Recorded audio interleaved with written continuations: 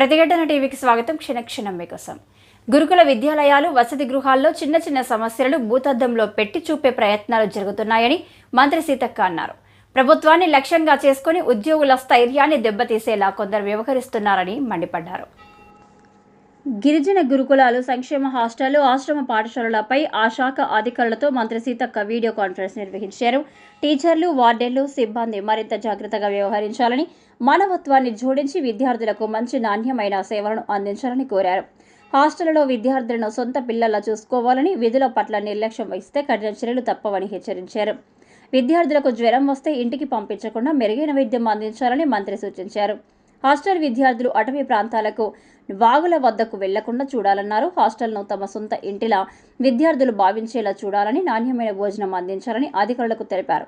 సరుకులు సరిఫరా సరిగ్గా లేకపోతే టెండర్లు రద్దు చేస్తామని హెచ్చరించారు.